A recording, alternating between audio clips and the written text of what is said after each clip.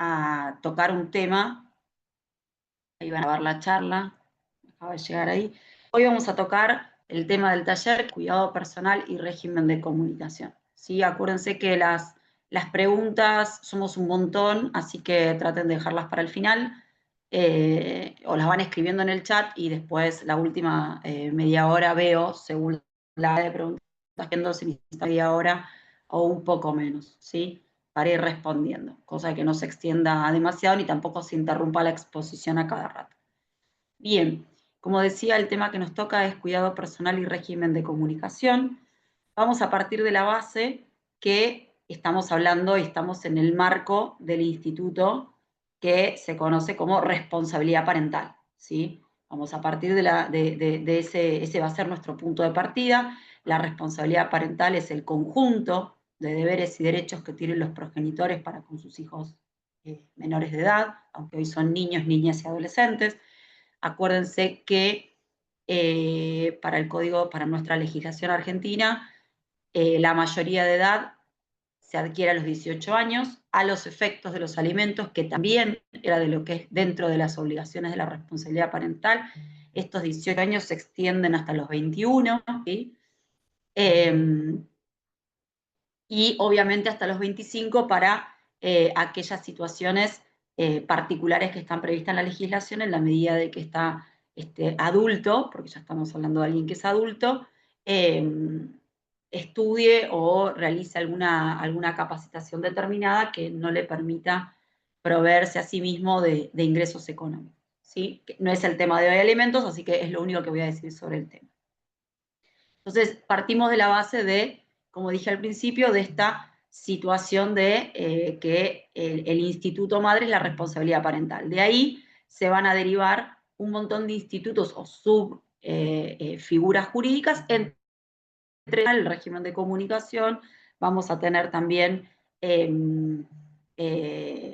los alimentos, como mencioné anteriormente, y además también van a estar las guardas, o la guarda derivada o la delegación de la responsabilidad parental en un pariente, todas las figuras que prevé la ley 26061, tutela y obviamente la adopción, ¿sí? Pero hoy vamos a hablar puntualmente del cuidado personal y el régimen de comunicación.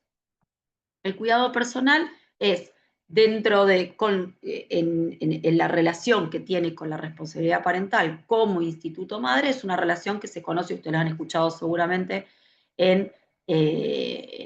cuando han hecho la materia familia, que hay y en muchas materias, la relación que se conoce de género-especie, ¿sí? Donde el género es la responsabilidad parental y el cuidado personal y el régimen de comunicación también es la especie, ¿sí?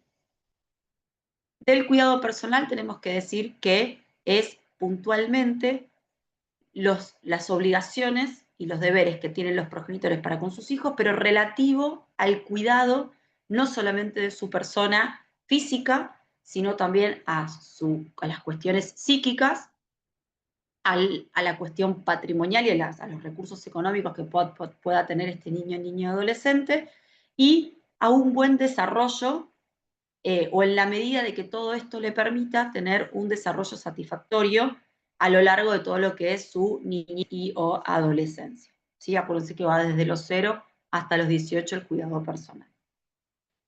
Antes, en el código anterior, teníamos al cuidado personal, se lo llamaba tenencia, y a la responsabilidad parental se lo llamaba patria potestad. ¿Sí? Esos dos nombres han modificado y hoy tenemos responsabilidad parental y cuidado personal.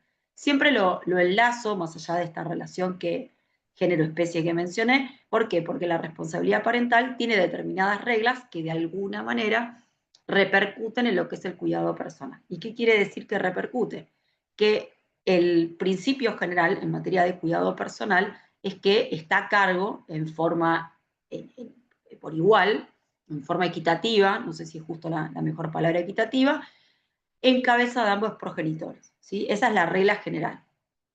Respecto de un niño, de un hijo que tienen en común, ambos progenitores son responsables del cuidado en cuanto a la salud, educación, alimentación, vestimenta y buen desarrollo físico y psíquico de este niño, niña y adolescente. ¿Sí? Esa es la regla general.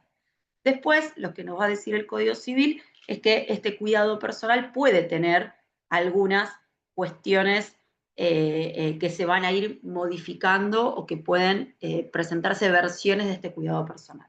Lo importante que dice el Código Civil es que la regla general, cuando los progenitores están juntos, es que es compartido. Y cuando ya no conviven o no están más juntos, también es compartido, ¿sí? Es decir, que ambos progenitores siguen teniendo las mismas obligaciones respecto las mismas tareas de cuidado que tiene que tener cada uno respecto de este hijo que tienen en común. Después ustedes van a decir, no, bueno, pero hay diferentes modalidades. Sí, obviamente hay diferentes modalidades, pero el principio es este. Juntos o separados, los progenitores tienen el cuidado personal en forma compartida. Después lo que puede suceder es que determinadas circunstancias fácticas de la vida en común que llevan, que nos haga lugar a lo que se conoce como, a los distintos tipos de cuidado, que tenemos dos: cuidado compartido y el cuidado unilateral. El cuidado compartido, como dije, es la regla general, es lo que se presume, es a lo que se va a querer resolver cualquier conflicto de cuidado personal, ¿sí? Salvo que se dé alguna situación muy particular en la cual estemos en la otra versión del cuidado, que es el cuidado unilateral, ¿sí? Que es la excepción. Se van a dar cuando haya alguna situación de riesgo para el niño que no pueda estar a cargo el otro progenitor, o cuando el otro progenitor no esté en condiciones de llevar adelante el cuidado personal, que también puede ser que tenga algún tipo de inhabilitación o esté en alguna situación de salud que no pueda llevar adelante, o incluso por las distancias, ¿sí? Me pasó en un convenio que la mamá vivía en Capital Federal con su hijo y el papá vivía en Salta. Entonces, claro, por una cuestión de las tareas del día a día y de las decisiones que se tienen que tomar en el día a día, que se acordó el cuidado personal unilateral, ¿sí? Con un régimen de comunicación que eso lo vamos a ir viendo. Pero se tienen que dar algunas circunstancias muy particulares. Por eso, a veces cuando se inician los cuidados personales y del otro lado piden un cuidado personal unilateral, tiene que haber un fundamento fáctico lo suficientemente fuerte que habilite este pedido, ¿sí? No es la regla es el otro, y ya lo dice bien el código. Dentro del cuidado personal compartido vamos a tener las dos modalidades. Y acá las dos modalidades son las que nos dan trabajo a nosotros, por decirlo de alguna manera. Por un lado vamos a tener el indistinto y el alternado. El código va a decir que la regla general es el cuidado personal compartido y frente al conflicto, la no decisión entre los progenitores de acuerdo a cómo se van a llevar adelante estas tareas o este plan de parentalidad, la regla va a ser que va a ser indistinto. Indistinto significa que el niño o adolescente o el hijo que tienen en común va a tener fijado un domicilio o un lugar de residencia con uno de los progenitores y el otro progenitor, el progenitor no conviviente, va a tener un régimen de comunicación porque obviamente va a pasar más tiempo con uno de los progenitores, ¿sí?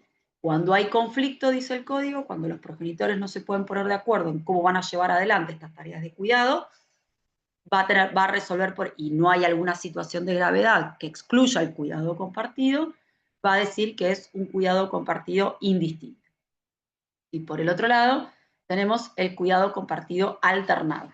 El alternado es el que ustedes seguramente habrán escuchado como aquel que se define que pasa la misma cantidad de tiempo con cada uno de los progenitores. Sí, es así, pero no estamos hablando del tiempo cuantitativo, sino también del tiempo cualitativo, ¿sí? No es lo mismo aquel que pasa todos los fines de semana y durante la semana está con el otro progenitor, que aquel que tiene, porque ahí no tenemos distribución de tareas equitativas.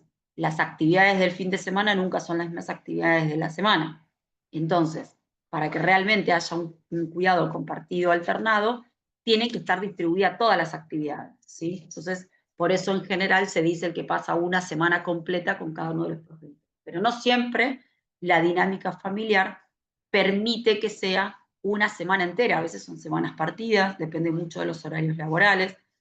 A veces en general puede ser, o la regla es que sea una semana con cada uno, pero de no ser posible, a veces se estipula 15 días y 15 días. Eso dependerá 100% del caso concreto. Vieron que siempre, seguramente lo habrán escuchado en las diferentes materias de grado que dependemos siempre del caso concreto. Bueno, acá también, ¿sí? Y más en las cuestiones de familia y en los conflictos familiares, en donde las particularidades que se presentan en cada uno de estos conflictos abre un montón de puertas que son muy distintas a otro conflicto familiar, aun cuando las características del grupo familiar sean parecidas, ¿sí? Pero siempre va a haber aspectos que lo diferencian y que amerita que nosotros tengamos que trabajar un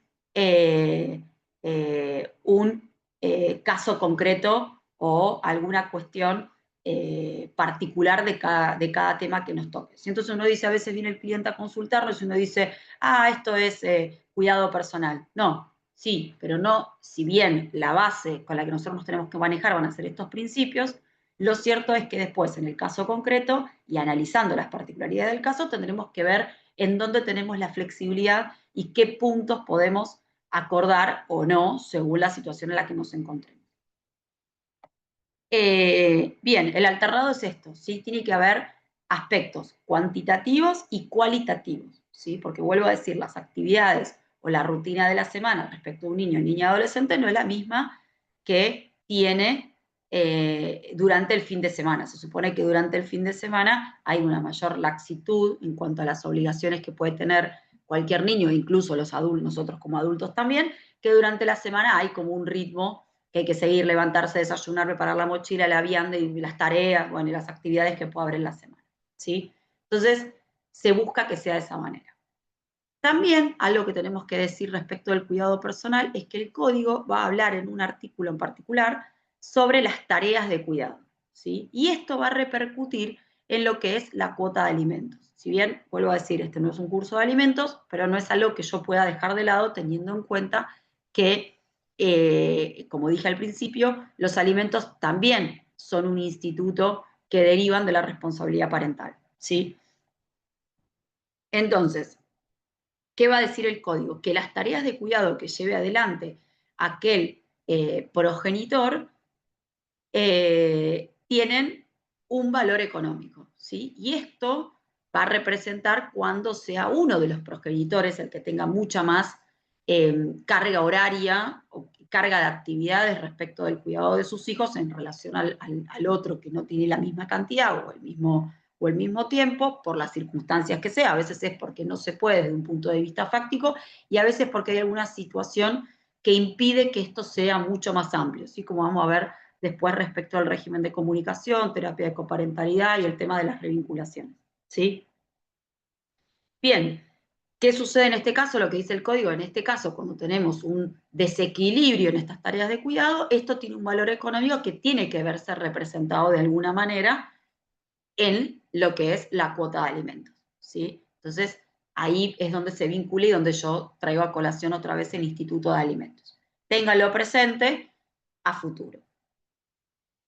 Siempre en cuenta que tienen el cuidado personal los dos, ¿sí? Y que vamos a tener estos dos tipos de régimen. Lo importante y la diferencia entre cada uno son estas, que cuando yo tengo un cuidado, porque ahí veo que preguntan, en el cuidado alternado también se fija un domicilio principal. No, esa es la característica que tiene el cuidado personal compartido indistinto, que ahí sí obligatoriamente tengo que fijar un domicilio. Esto lo remarco y lo digo un montón de veces, porque también se lo digo a mis alumnos y se lo reitero un montón de veces, porque la situación es que cuando yo estoy haciendo un acuerdo o cuando estoy trabajando un cuidado personal, no me tengo que olvidar de este detalle que no es menor, ¿sí? Porque el domicilio o el centro de vida del niño es lo que me fija la competencia al futuro, sobre todo, de los conflictos que se puedan suscitar en este grupo familiar. En el cuidado compartido alternado, yo no fijo un domicilio porque el niño o adolescente va a vivir por igual, por decirlo así vulgarmente, en los domicilios de ambos progenitores. ¿Se acuerdan ustedes, no? Porque son todos de código nuevo, pero en el Código Civil Viejo, cuando yo estudié, uno de los atributos de la personalidad o de la persona era el domicilio. Y no se podía tener más de un domicilio que aquel que tenía que por persona. Bueno, hoy no es así, justamente viendo estas variantes y variables que tienen los diferentes institutos y sobre todo admitiendo el legislador que la forma en que puede llevar adelante la familia respecto del cuidado y respecto de la vida diaria no es ese tipo de un día con uno, un día con otro. No, depende de la cuestión laboral de cada progenitor, depende de la cuestión que no haya algún impedimento para que un progenitor esté en contacto con su hijo, con el hijo que tienen en común. También depende, y por supuesto, y este va a ser uno de los principios que rige toda la responsabilidad parental y todos los institutos del derecho de familia, el interés superior del niño.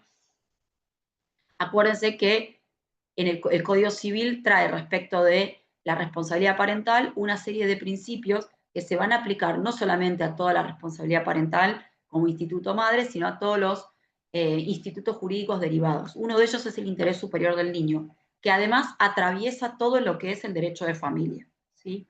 Además de eso, también vamos a tener este interés superior del niño súper vinculado con el derecho a ser oído por parte del niño, ¿sí? Y este derecho a ser oído está muy de la mano con la posibilidad de que el niño pueda expresarse, no solamente en la audiencia del artículo 12, que seguramente la conocen, y para que no la conoces, aquella audiencia que prevé la Convención de los Derechos del Niño y que hoy está receptada en el Código Civil, en la cual se cita puntualmente, mañana, el miércoles yo tengo un artículo 12, se cita al niño para que en presencia del juez y del defensor de menores exprese su opinión, ¿sí?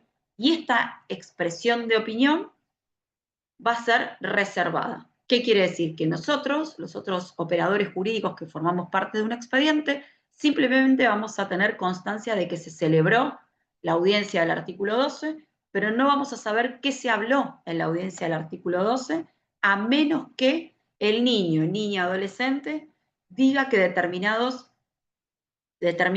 cuestiones quiere que se quede en constancia de esas circunstancias en el acta. Pero si el niño dice, yo no quiero que quede nada por escrito, no queda nada por escrito, se toma y el juez tomará la decisión en base a lo que haya escuchado en presencia del defensor de menores, ¿sí?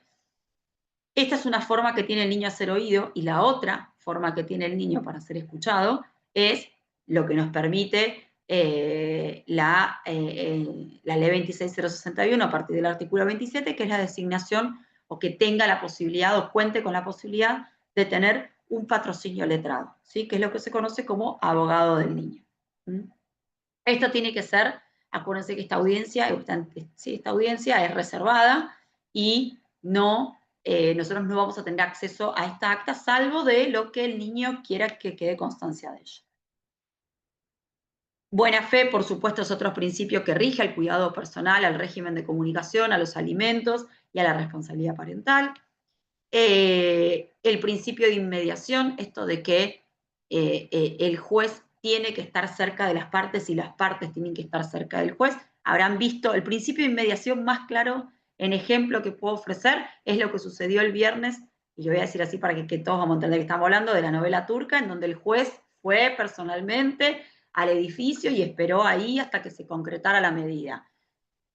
Voy a hacer una aclaración. No digo que siempre vaya el juez en persona a hacer estas cuestiones, ¿no? Pero en ese caso sucedió y es un claro ejemplo del principio de inmediación, ¿sí? Otro ejemplo, y el que nos pasa a los comunes, por decirlo de alguna manera, es la fijación de la zona, porque yo ya sé lo que va a pasar después de eso, todos los clientes van a querer ahora que el juez vaya específicamente al lugar a que se concreten las medidas, y vamos a tener, todos los abogados vamos a tener que tratar de llevar adelante esos pedidos. Pero la forma clásica en que el principio de inmediación se efectiviza es a través de las audiencias. Vieron que en familia, les pasará a ustedes seguramente, hay muchas audiencias, se celebran muchas audiencias en los expedientes, muchas audiencias de control, que ahora lo vamos a ir viendo seguramente para el régimen de comunicación, de control, de seguimiento del grupo familiar. En todos los procesos de familia, las audiencias son claves. Primero, por esto que yo les digo, la posibilidad de la inmediación, el contacto, el conocer el juez, y sobre todo, el juez tiene que conocer personalmente a quién le va a dictar una sentencia, si eso es en definitiva lo que va a suceder, ¿sí? La base del conflicto de familia o la intención del conflicto de familia es la autocomposición. Siempre se va a buscar que sean las partes las que busquen la mejor forma de resolver ese conflicto, en el entendimiento que solo las partes saben lo que más les conviene a ellas, ¿sí? Y lo que mejor se adapta a su situación. Pero cuando las partes no entran en razón, o no dan el brazo a torcer, o no se puede llegar a un acuerdo porque están en las antípodas, y por más que el juez le sugiere y le sugiera con ímpetu o diga un montón de cuestiones, lo cierto es que al juez no le queda otra opción que resolver la cuestión mediante el dictado de alguna resolución. Cuando el juez dicta una sentencia o dicta una resolución, es porque de alguna manera, más allá de que está dentro de sus obligaciones, lo llevaron. ¿Por qué? Porque el espíritu, vuelvo a decir, del conflicto de familia es la autocomposición, que sean las partes las que encuentren la resolución, ¿sí? De hecho, me acordaba ahora que tenemos en el patrocinio un expediente de cuidado personal. El señor pide el cuidado personal unilateral. Nosotros, que somos demandados por la mamá, reconvenimos por cuidado personal compartido indistinto. Ella acepta que su hijo viva con su papá, pero quiere un régimen de comunicación. Fuimos a una audiencia, se lo explicó la secretaria, a la otra parte le dijo, ¿por qué no acuerdan cuidado personal? Ustedes saben que la regla, esto que le estoy diciendo yo, ¿no? Que la regla en el Código Civil es el cuidado compartido indistinto, sobre todo que tengo acá una mamá presente que está pidiendo, que además está pidiendo el cuidado personal compartido, que acepta que viva en tu domicilio, que quiere un régimen de comunicación, y del otro lado, no, quiere un régimen, quiere un cuidado personal unilateral. Se celebró otra audiencia, fuimos a la audiencia y la misma tesitura de la otra parte. Que la secretaria, con la buena predisposición, nos lleva a decir, bueno, esta es la salida del expediente y lo mejor, y evitar que se continúe litigando a futuro por algo que no tiene mucha razón de ser, porque el expediente empezó cuando el chico tenía 10 y ya tiene 13. O sea, con que venimos así, va a tener 16 y el chico nos va a mandar a pasear a todos en cualquier momento en el expediente, ¿sí? Entonces, bueno, tengan en cuenta esto, que la clave del cuidado personal compartido indistinto es la fijación del domicilio. En el alternado yo no tengo un domicilio específico, los dos domicilios, o sea, la residencia principal va a ser el domicilio del progenitor con el que esté en ese momento, ¿sí? Si acordaron o se resolvió por sentencia que sea una semana con cada uno, bueno, en la semana que esté con la progenitora será ese el domicilio principal y en la semana que esté con el progenitor será el otro, ¿sí? Pero no tengo necesidad de fijar expresamente cuál es el domicilio. Por supuesto, dentro de las obligaciones que emanan del cuidado personal, más allá de la alimentaria, está el deber de comunicación entre cada progenitor. Ya no estoy hablando del régimen de comunicación de progenitor de paterno-filial, por decirlo de alguna manera, o materno-filial. Estoy hablando del de los progenitores, que este también es algo muy difícil y muchas veces es lo que traba y lo que hace que escale el conflicto mucho más de lo que estaba previsto o de lo que inició al principio.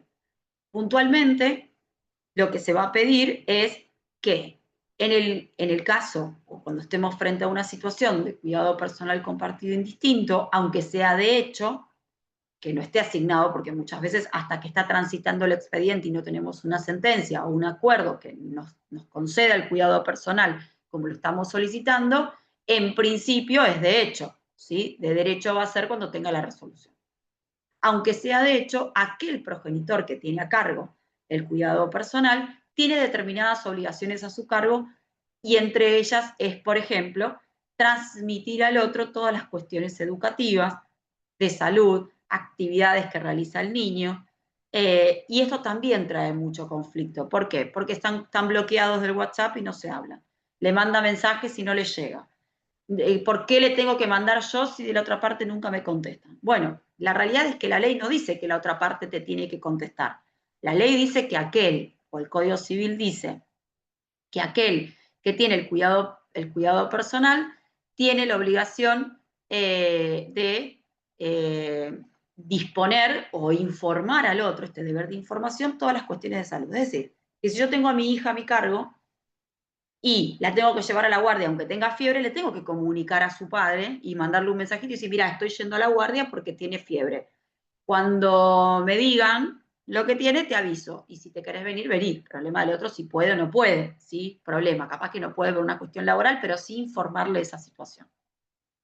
Que uno también lo hace cuando convive con el progenitor. Lo que pasa es que cuando uno no convive, el diálogo está como mucho más tirante, la comunicación es como mucho más áspera y hasta estos pequeños comunicados a veces derivan después en un montón de conflictos. Pero la realidad es que el código dice que esto es obligatorio. Lo mismo informar el pediatra. Y esto lo voy a traer a colación porque hoy nos pasó en el práctico.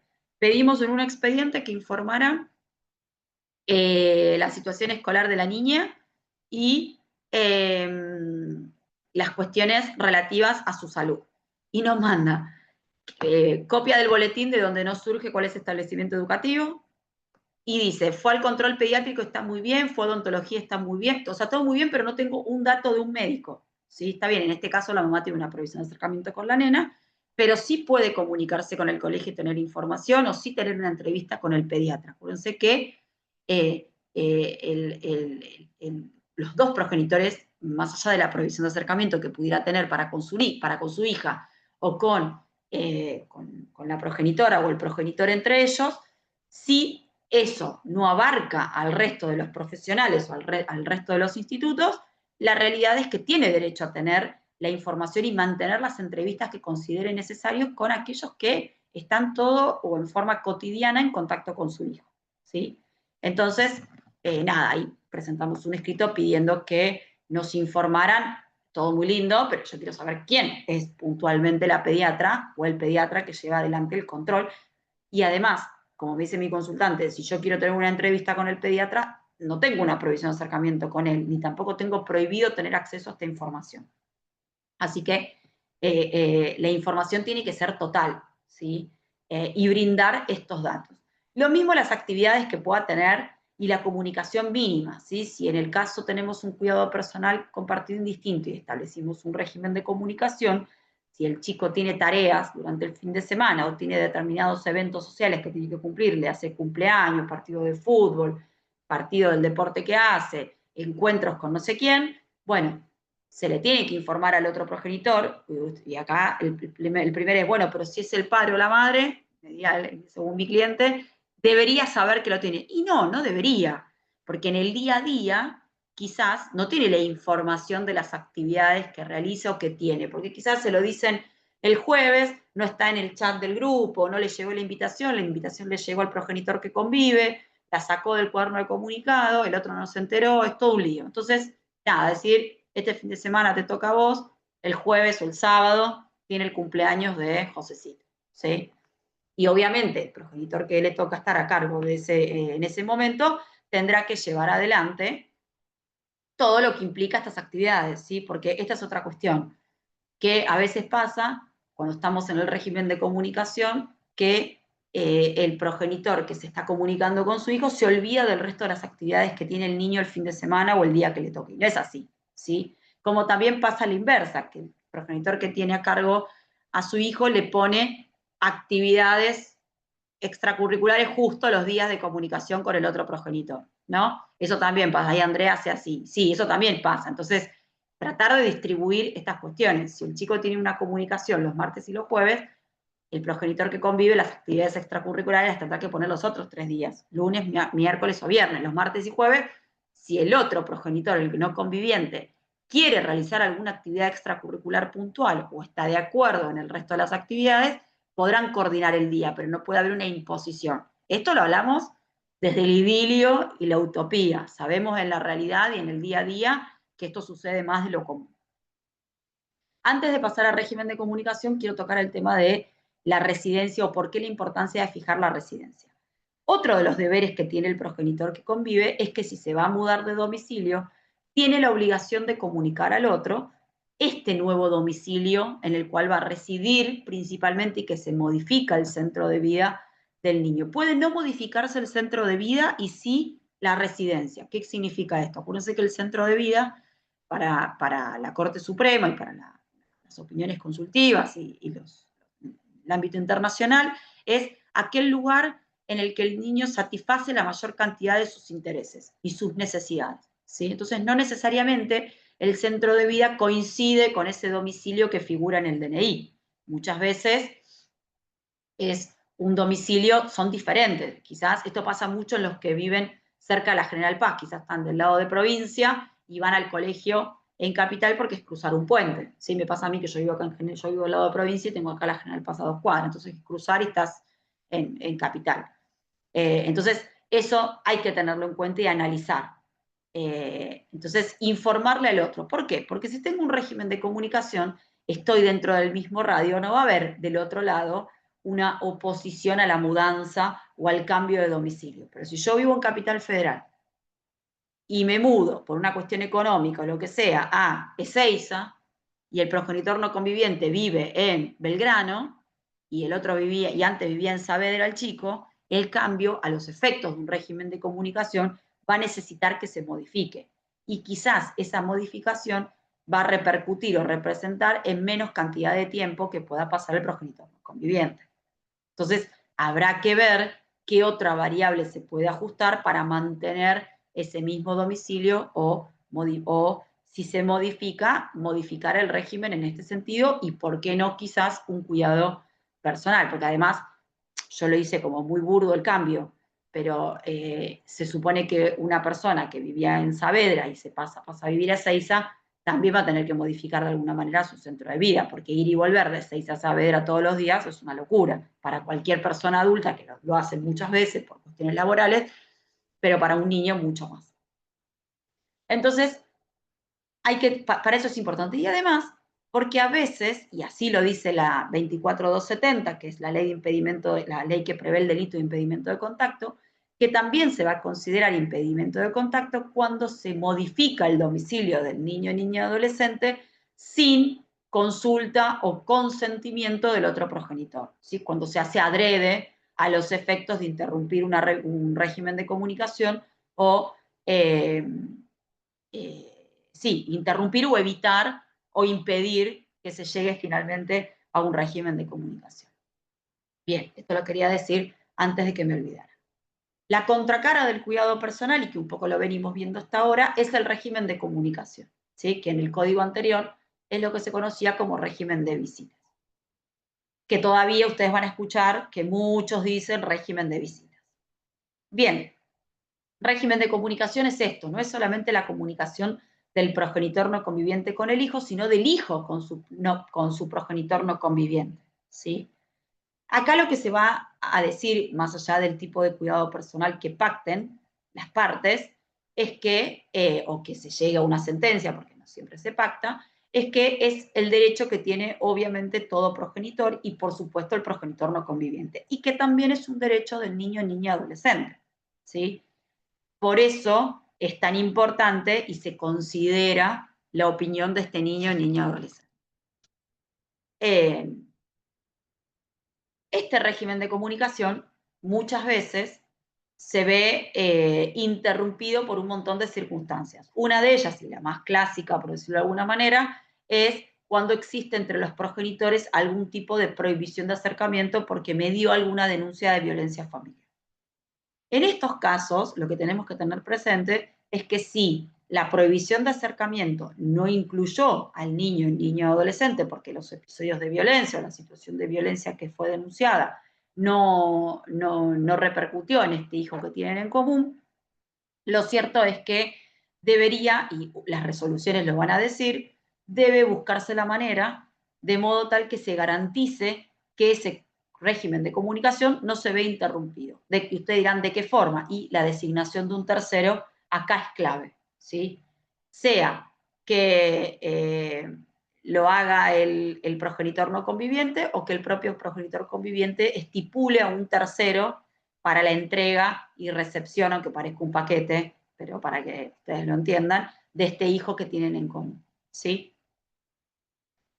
El régimen de comunicación también se puede haber visto interrumpido por alguna denuncia penal que haya recaído sobre el progenitor no conviviente. Por supuesto que hasta que no se resuelva la denuncia penal, el régimen de comunicación no podrá establecerse nuevamente, ¿sí? Porque habrá que esperar a esa resolución. Y acá también ustedes van a encontrar, o en algún momento, era como algo clásico que se solía inventar o realizar denuncias por presunto abuso sexual del progenitor no conviviente hacia el hijo que tenían en común, y esto hacía que se demorara los regímenes de comunicación, ¿sí? La realidad es que, bueno, esto con el tiempo fue cayendo en desuso, claramente no es una herramienta legal que nosotros podemos utilizar para obstruir vínculos, ¿sí? Si realmente el niño, niña, adolescente sufrió una situación de abuso, bueno, ahí sí habrá que realizar la denuncia e ir por el camino que corresponde. Pero si el abuso es inventado, estamos sometiendo al niño a un montón de cuestiones y un montón de revisaciones que no son las más gratas por las que tenga que atravesar, más allá de todo lo que esto implica, ¿sí? Y que pueda traer aparejadas consecuencias a futuro, no solamente en lo que es el desarrollo del niño, niña, adolescente, sino también respecto de estos progenitores. De hecho, esta consultante que les comentaba hoy, cuando vino al patrocinio, vino con el sobreseimiento del padre de la denuncia de abuso que ella había instado, diciendo que que el papá de la hija había abusado de ella. Hoy ella perdió, hace un año, perdió el cuidado personal de su hija y hoy tiene una prohibición de acercamiento de hace más de un año y 2 meses, más o menos 4 meses, y su hija manifestó expresamente que no quiere tener contacto con su mamá, ¿sí? Entonces, a eso me refiero con las consecuencias a futuro. Está bien, llevó tiempo, el papá estuvo mucho tiempo sin ver a su hija por este motivo, y esto no quita también que esta niña, que es una niña todavía, tiene sus secuelas por todo esto que tuvo que atravesar, ¿sí? Entonces, a eso es lo que me refiero, porque muchas veces era una bajada de línea y una estrategia que se bajaba desde los propios abogados para que los clientes hicieran. Bien, volviendo al régimen de comunicación. Cuando el régimen de comunicación se interrumpe por un periodo cierto de tiempo prolongado, haya un acuerdo de régimen de comunicación o no haya escrito un acuerdo de régimen de comunicación, no podemos empezar de golpe a que este niño, niña, adolescente comience a tener contacto con el progenitor que no convive, ¿sí? Sino que se va a empezar con un intermedio, que es lo que se conoce como un régimen de revinculación, ¿sí? Este régimen de revinculación es esto, es una etapa intermedia, un híbrido entre o el camino para luego llegar a un régimen de comunicación ordinario, como se suele conocer. En este régimen de revinculación, lo clave van a ser varias cuestiones. Una, se va a poner a prueba la persistencia y la constancia del progenitor no conviviente, ¿sí? De que realmente está peticionando y pidiendo a la justicia un régimen de comunicación y que está con todo el espíritu para sostenerlo en el tiempo. ¿Por qué? Porque el régimen de comunicación es paulatino, ¿sí? No es que de un día para el otro decimos, bueno, ahora te quedas a dormir, no, ¿sí? Es paulatino, se va a empezar 2 horas, 3 horas y sobre todo compartir algún momento o alguna cantidad de horas en algún espacio público en general. ¿Para qué? Para que el propio niño se sienta seguro, ¿sí? Por todo lo que tuvo que atravesar, no solamente por lo que pudo haberle dicho el progenitor conviviente, sino sobre todo cómo este niño, niña o adolescente percibió la situación desde su mirada. Entonces, paulatinamente se va a ir extendiendo este régimen de revinculación en la medida de que estén dadas las condiciones.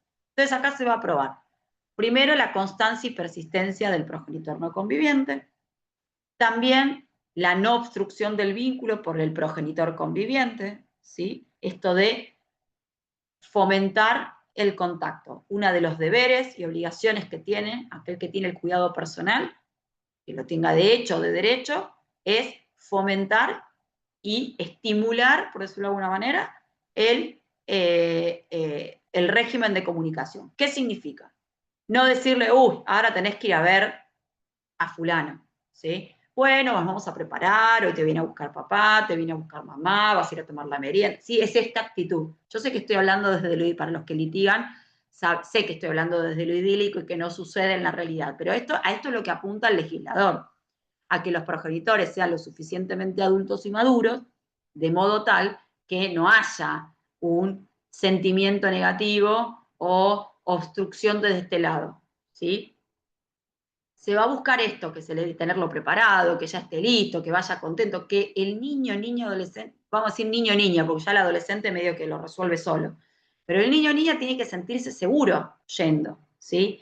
De hecho, en este caso que les contaba, pasó que la nena en una de las charlas con su psicóloga dice que ella quiere ver a su papá, pero tiene miedo de decirle a su mamá porque no sabe cómo va a reaccionar. ¿Por qué? Porque los chicos tienen este juego de lealtades con sus progenitores y sobre todo con aquel que convive, porque con aquel que convive es el que le da de comer, es el que le provee las cuestiones de limpieza, es el que lo lleva al colegio y mal o bien lo ayuda en la tarea, supongamos, ¿no? Entonces de golpe le digo, no, quiero ver al otro, que supuestamente es el malo de la película, que no hace nada de todo esto, y mirá si se enoja y me manda sin comer porque ya ha pasado, que no pasaba en este caso, o ahora no, me echa la culpa, ¿no? Estas cuestiones o mensajes que a veces indirectamente bajamos como padres, que no nos damos cuenta, ¿sí?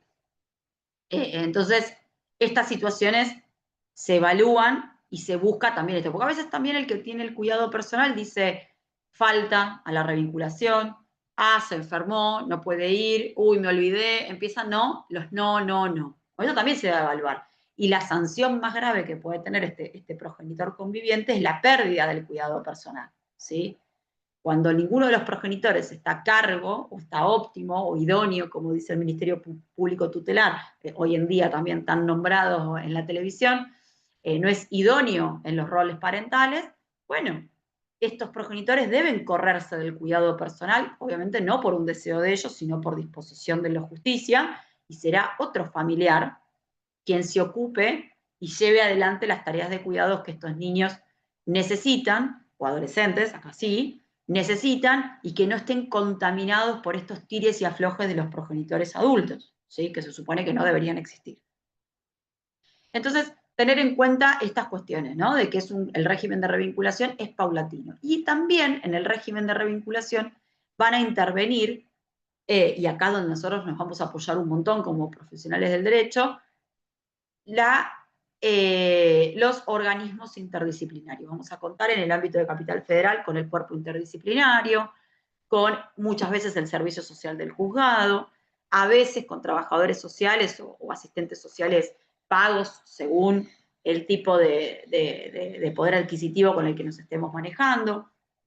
También vamos a tener al Ministerio Público Tutelar, que va a ser el encargado de realizar algún tipo de informe, como decía bien recién, en qué situación están estos progenitores para llevar adelante el cuidado por un lado y la responsabilidad en un régimen de comunicación, ¿sí? Porque el régimen de comunicación requiere una responsabilidad por parte del progenitor que convive también, ¿sí? Esto de, bueno, vamos a pactar una llamada por semana y cuando llama no lo atienden. Y bueno, tiene que estar predispuesto el celular para ese momento. Si yo hago 3 llamadas en 3 semanas diferentes y en las 3 semanas no se puede dar la llamada, tengo que pensar que del otro lado hay una negativa a que esta llamada se concrete en definitiva, ¿sí? Es lo que va a pensar el juez también. Si bien no lo va a decir abiertamente, pero va a haber un tirón de orejas, como se suele decir, y metafóricamente hablando, no es que el juez nos tira las orejas en vivo, pero sí va a haber algún tipo de remarcarnos por qué está pasando esto, ¿sí? Me pasó con una consultante que tenía citaciones en el CIF, que es el Cuerpo Interdisciplinario Forense, que depende de la Cámara Nacional de Apelaciones en lo Civil, que también interviene en las revinculaciones, y no llevó a los chicos, ¿sí? Justo la primera entrevista no lo llevó, pedimos nueva fecha, no lo llevó. Claro, el juez dijo, no, estoy pidiendo, acá estoy gastando recursos, los cito a todos a una audiencia y que me den las explicaciones. Bueno, ella explicó que yo dijo, bueno, señora, yo fijo otra fecha, pero los tiene que llevar o llevar, porque si no, voy a fijar sanciones económicas, ¿sí? Que también habrán escuchado este último tiempo las sanciones económicas. Bueno, al final lo llevó, ¿sí? Y se ve que los chicos, esto lo deduzco porque no tenemos el informe todavía, pero fijaron nueva fecha de entrevista en el CIF otra vez entre el papá y sus hijos. O sea que yo tengo que deducir que lo que ella me decía respecto de sus hijos que no querían ver a su papá no es tan así, porque si no, no hubieran concretado la entrevista conjunta futura, ¿sí? Por más que ella insiste en que no puede ser, no puede ser, debe ser un invento de las licenciadas. La realidad es que el cuerpo interdisciplinario, el Ministerio Público Tutelar, cualquier organismo que el Servicio Social del Juzgado no son organismos parciales, no tienen un interés en que se resuelva la cuestión para uno de los progenitores en contra del otro. Lo único que les interesa son los niños, ¿sí? Y acá nosotros también, el Código Civil cuando se modifica en el 2015 y entra en vigencia a partir de agosto, a nosotros también nos cambia el paradigma como abogados. Cuando vemos que los progenitores son los que no están viendo cuál es el verdadero conflicto, y como diría mi padre, el árbol les tapa el bosque, por decirlo de alguna manera, y se les pierde el foco de atención que son sus propios hijos, nosotros también tenemos que sentar a nuestro cliente y decirle, che, mirá que acá a tu hijo le pasa esto. Tu hijo es el que está diciendo, como la senté yo de la consultante, mirá que es tu hija. Pues ella me dice, pero yo la quiero ver. Claro, pero ella me dice que no. Entonces yo no puedo forzar algo, aparte por cómo se dio toda la situación, ¿sí? No es que me estoy negando sin sentido, hay toda una situación previa, como les conté un poquito antes, lo que les conté es nada a todo lo que es previo. Bien, esto es el régimen de revinculación, obligatorio o el paso previo obligatorio cuando yo tengo un régimen de comunicación interrumpido.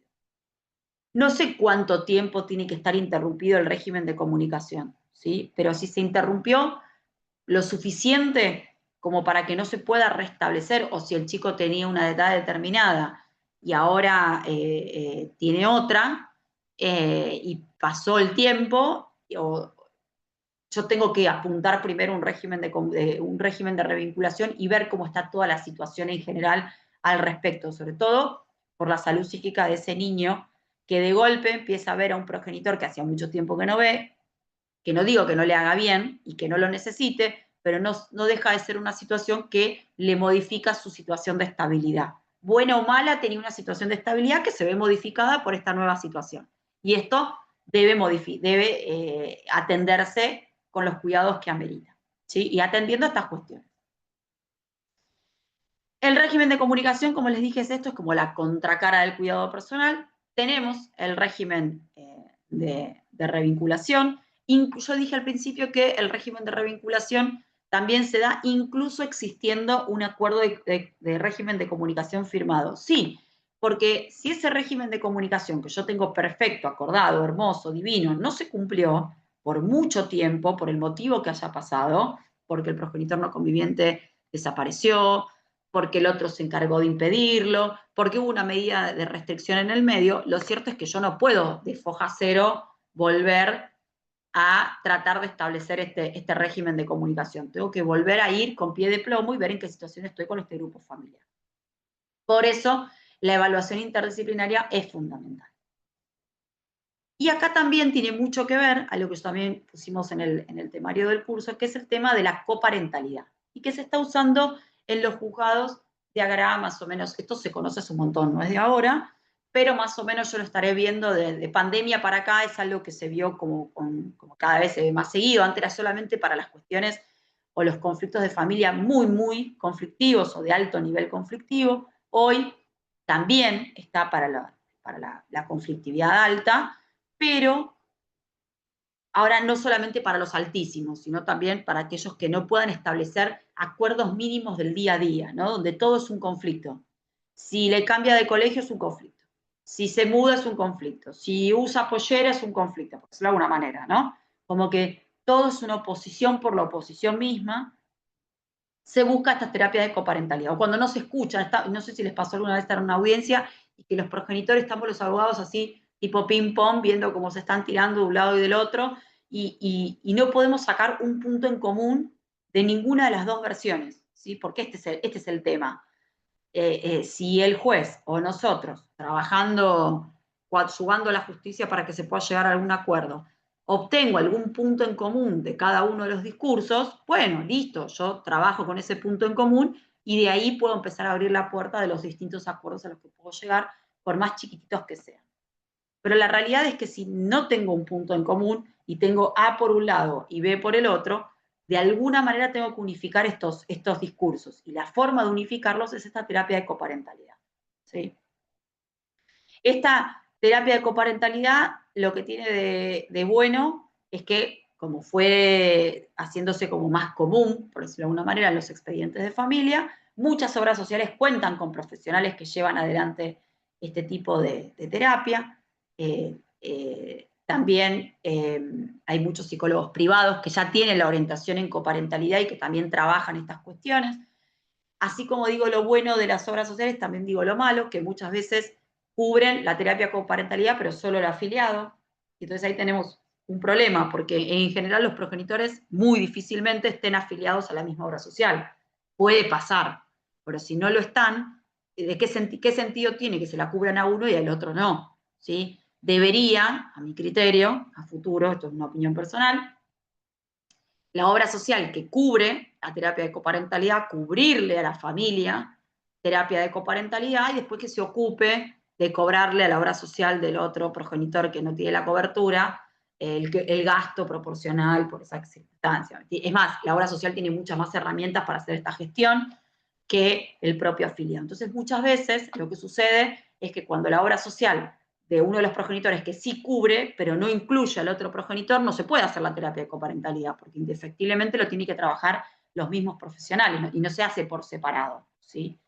Entonces, uno termina utilizando las terapias de coparentalidad que presta, en el caso de Capital Federal, el gobierno de la ciudad, los diferentes organismos. Y ahí es donde la demora es abismal, ¿sí? Porque como a todos les pasa lo mismo, van aquel que tiene la cobertura y aquel que no la tiene. Entonces se termina demorando. La idea de la terapia de coparentalidad primero se trabaja con una entrevista individual de cada uno de los progenitores. La idea es no juntarlos en la primera reunión, sino que cada uno tenga su propio espacio para decir todo lo que tenga que decir respecto del conflicto en cuestión. A veces, y en general, suelen citar también al niño para mantener una entrevista individual, a ver qué piensa, obviamente desde la confidencialidad de la entrevista, ¿no? Y como está solicitada por juzgado, están habilitados para poder mantener una entrevista con este niño adolescente. Y luego, en base a las conclusiones que sacan de estas entrevistas individuales, llevan adelante las vinculaciones que considera necesaria puntualmente estos cruces, por decirlo de alguna manera, entre los progenitores. Tratar de juntar a los progenitores a ver qué pautas o qué pactos pequeños pueden hacer para llevar adelante estas tareas de cuidado que tienen respecto de su hijo. ¿Sí? Es una ardua tarea, muchos progenitores se niegan o buscan excusas para la terapia de coparentalidad. Vuelvo a decir, siempre la sanción por el no cumplimiento de las sugerencias que establece el juzgado pueden ser económicas o también puede ser, en el caso del progenitor que tiene el cuidado personal, la pérdida del cuidado personal, ¿sí?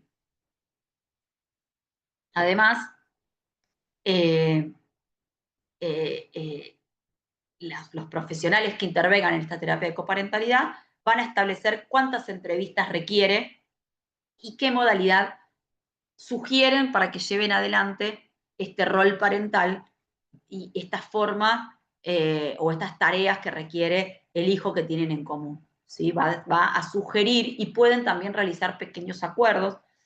Los profesionales que intervienen en la terapia de coparentalidad tienen obligación de ir informando al juzgado periódicamente sobre los resultados de estas entrevistas y también de la evaluación conjunta de la interacción que hayan podido ver entre los progenitores y en común, entre ellos y con el hijo que tienen en común.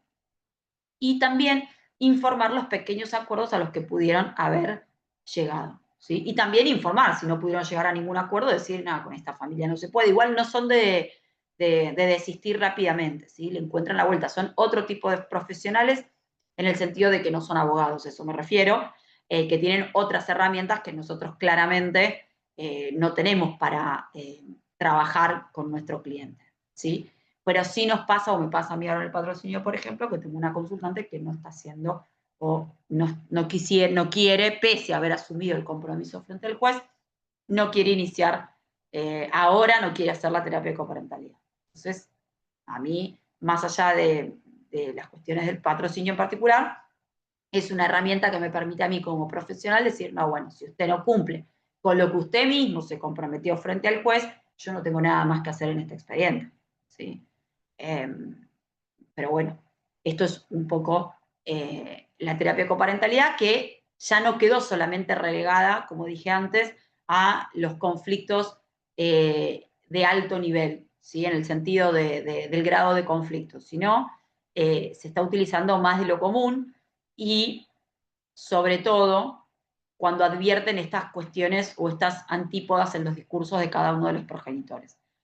También lo van a encontrar, la sugerencia de la terapia de coparentalidad, en las evaluaciones interdisciplinarias que se hacen en el marco de los expedientes de violencia familiar. Si ustedes saben que en general en todos los expedientes de violencia es obligatorio, sobre todo cuando hay algún niño o niña adolescente involucrado, o que este grupo familiar tiene un hijo en común, la realización de una evaluación interdisciplinaria,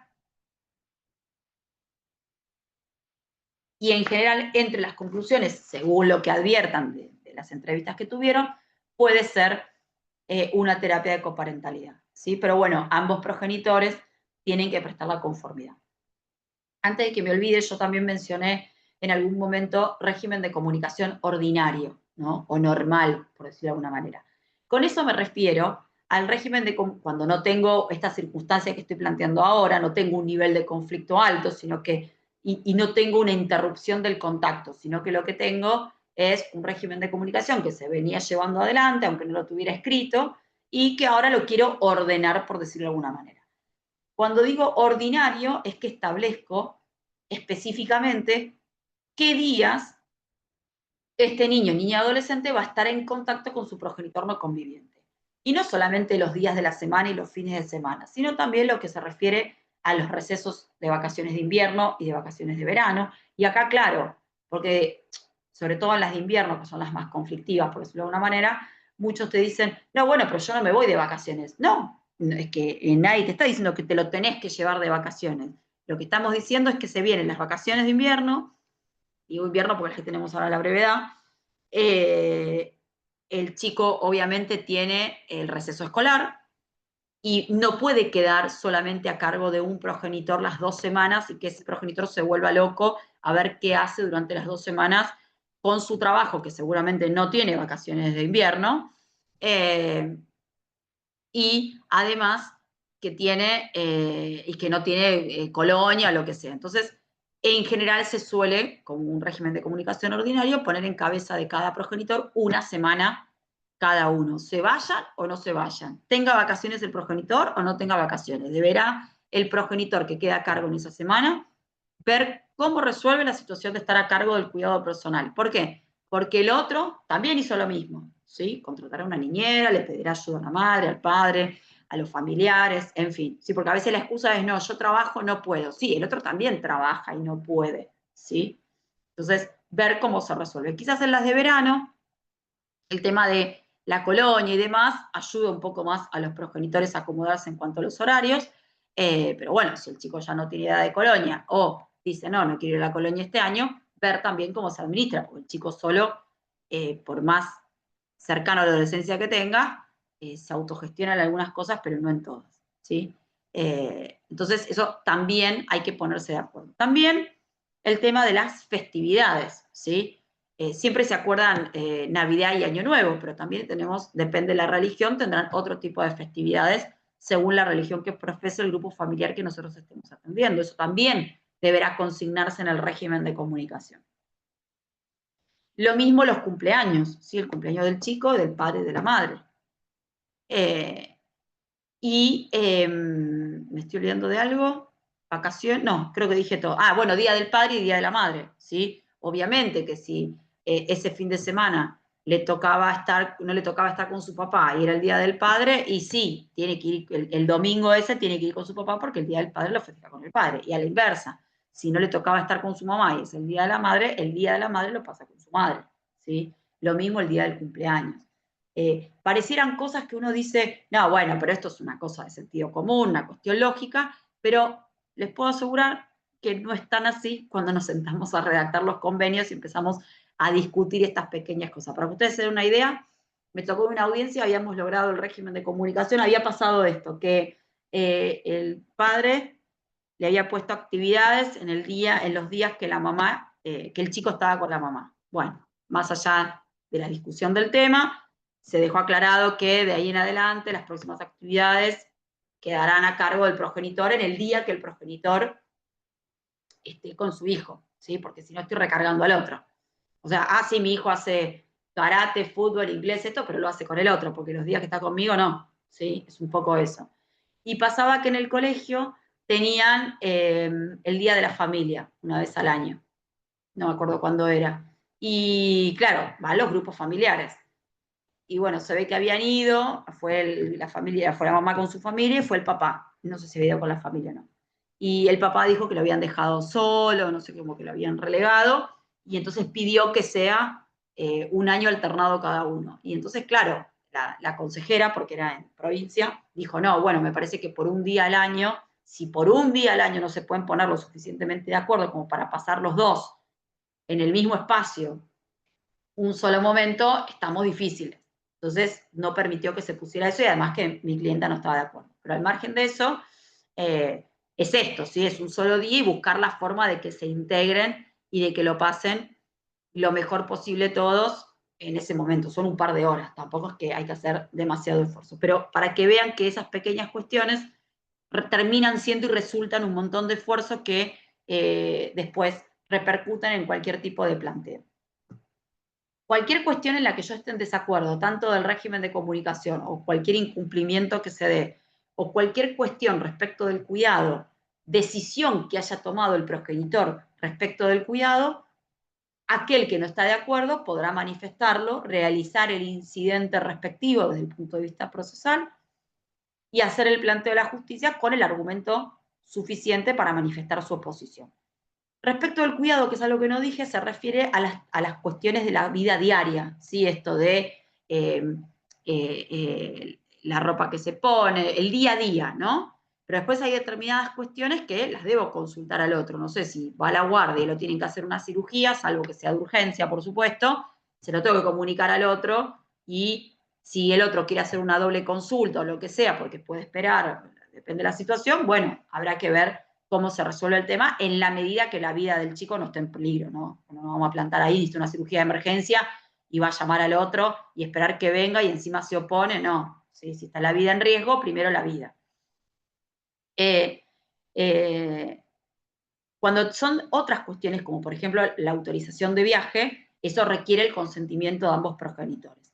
Y algo que, entre otras cuestiones, como el tema del casamiento, si quieren contraer matrimonio, y también si quieren ingresar a alguna comunidad religiosa o de Fuerzas Armadas, necesitan el consentimiento de ambos progenitores, ¿sí? Indefectiblemente. Y para las autorizaciones de viaje, que es lo que siempre a uno le consultan, sí o sí se necesita el permiso, aunque tengas el cuidado personal unilateral, se necesita el consentimiento expreso del otro progenitor, ¿sí? Porque a veces se pacta o se dice, no, yo tengo el cuidado personal unilateral, no necesito nada. No, no, se sigue necesitando, lo dice expresamente el Código Civil. En el caso de no estar de acuerdo, como dije antes, cualquier cuestión se planteará ante la justicia y se resolverá o se acompañará la prueba que exista o que tenga a disposición el progenitor y luego, si no se ponen de acuerdo, lo resolverá el juez, ¿sí? Pero vuelvo a decir, no es una oposición por la mera oposición, tiene que haber algún fundamento estricto y objetivo que avale esta oposición, porque si no, igual hay un montón de planteos que son oposición por la oposición y muchas veces uno tiene que estar contestando cosas. Yo el último tiempo he contestado cada traslado, que mamita querida, pero bueno, si me corren traslado tengo que contestar, ¿sí? Bien, algo que también tenemos respecto al régimen de comunicación, que es el tema del impedimento de contacto. Básicamente lo que yo voy a necesitar para el impedimento de contacto, voy a necesitar un régimen de comunicación. Si no tengo un régimen de comunicación escrito, el impedimento de contacto está de difícil consolidación como delito, ¿sí? No obstante, en el gobierno, en el marco de la capital federal, es un delito que está delegado a la justicia contravencional, por el tipo de pena, porque es una pena menor, no recuerdo ahora, pero sé que no llega ni a 3 años, creo que es un año, que queda en suspenso, por supuesto. Y lo que suele hacer quien toma la denuncia en el marco del gobierno de la ciudad, toma la denuncia, cita al progenitor conviviente junto con el niño. ¿Por qué junto con el niño? Ustedes dicen, uy, pero la justicia lo llama al niño. Sí, porque tiene que ver que el chico esté en qué condiciones está, ¿sí? Lo tiene que ver con sus propios ojos. Entonces, cita a ambos y sobre todo cita al progenitor conviviente para que dé las explicaciones de por qué interrumpe o por qué interrumpió o impidió, que es lo que vendría a ser el delito, el contacto entre el progenitor no conviviente y el hijo que tienen en común. Escuchadas las explicaciones y demás, citará al progenitor no conviviente y tratará de llegar a un acuerdo para que se retome el contacto, pudiendo establecer incluso fijar un régimen de comunicación provisorio, y obviamente invitará a ambos progenitores a que vayan a la justicia civil a resolver la cuestión de fondo, porque lo que se va a resolver ahí es simplemente algo provisorio y para zanjar el impedimento que está subsistiendo en este momento que se generó la denuncia, ¿sí? También está en la ley 24.270, como le dije antes, y está previsto el delito. Bien, creo que algo más, tenía algo para decirles y se me olvidó ahora, que era relativo al cuidado personal. Ya me va a venir seguramente. Pero bueno, lo relevante de... esto, ya me acordé, antes que se me vaya de vuelta. Cuidado personal y régimen de comunicación, y como cualquier instituto del derecho, son importantes. ¿Por qué? Porque lo encontramos en diferentes expedientes más allá de las acciones de fondo que iniciamos, ¿sí? Más allá del pedido de cuidado personal que estemos iniciando puntualmente o del pedido de régimen de comunicación. Nos vamos a encontrar muchas veces con estos cuidados personal provisorio, régimen de comunicación provisorio, como mencioné recién, en el ámbito de la justicia contravencional. Nos vamos a encontrar quizás también, vamos a tener que manejar las reglas del cuidado personal, de la responsabilidad parental y del régimen de comunicación cuando estamos en un expediente de violencia y hay un hijo en común entre denunciado y denunciante.